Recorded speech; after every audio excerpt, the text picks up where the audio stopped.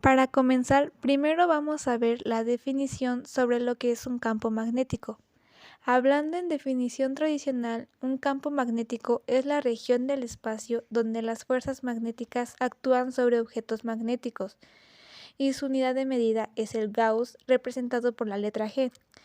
Y ahora, en definición moderna, es la manifestación de la interacción entre las cargas eléctricas en movimiento y es parte integral de las ecuaciones de Maxwell, y su unidad de medida es el Tesla, representado por la letra T. El flujo del campo magnético es la medida de la cantidad de líneas de fuerza magnética que atraviesan una superficie determinada. Se define formalmente como el producto escalar del campo magnético, representado por la letra B, y el área representada por la letra A, por lo cual pasa en el campo. Las unidades son los teslas por metro cuadrado, que son iguales a un Weber, que es otra unidad de medida. Líneas de campo magnético. Son líneas imaginarias que representan la dirección e intensidad del campo magnético en una región del espacio. Salen del polo norte magnético y entran en el polo sur magnético formando bucles cerrados.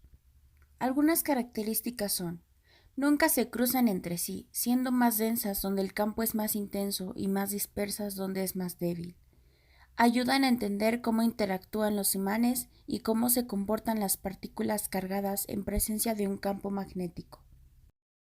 Los imanes son objetos que tienen la capacidad de generar un campo magnético a su alrededor, y estos pueden atraer o repeler algunos materiales como el hierro, el níquel o el cobalto. Estos suelen ser naturales como ciertos minerales, o también pueden ser artificiales, los cuales son alimentados por una corriente eléctrica. Los imanes tienen dos polos llamados polo norte y polo sur. Estos polos son las áreas de mayor intensidad del campo magnético, los cuales son responsables de la atracción o repulsión magnética.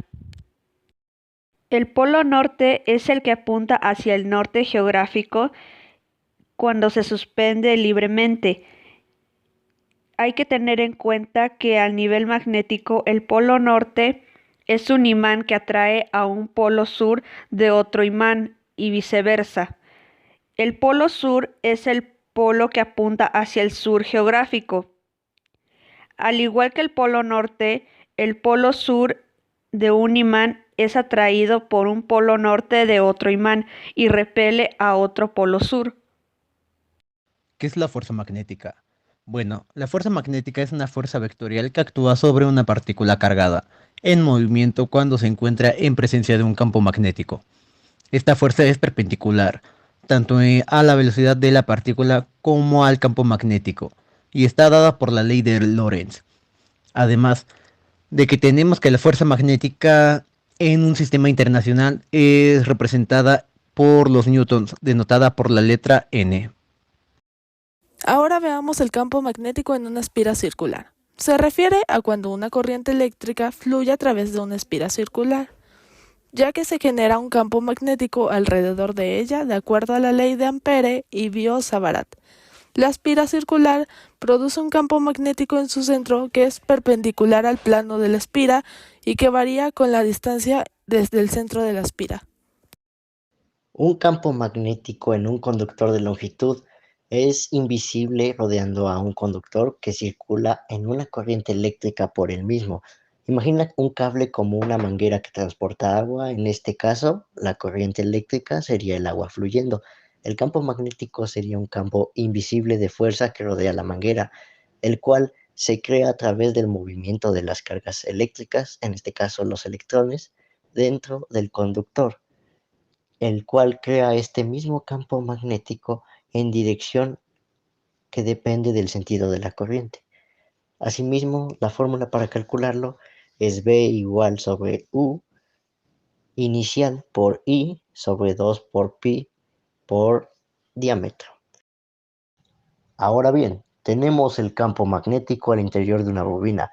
Esto se refiere a un conductor enrollado en forma de espiral. Cuando circula una corriente por la bobina, se crea un campo magnético más fuerte en su interior que en el exterior. Para visualizarlo, las líneas del campo magnético dentro de la bobina son aproximadamente paralelas y uniformes. Un ejemplo claro de esto son los solenoides, utilizados en interruptores y válvulas electromagnéticas, funcionan gracias al campo magnético creado por una corriente de una bobina. Y asimismo, motores eléctricos que convierten la energía eléctrica en energía mecánica utilizando el campo magnético creado por una corriente en una bobina son claros ejemplos de este tipo.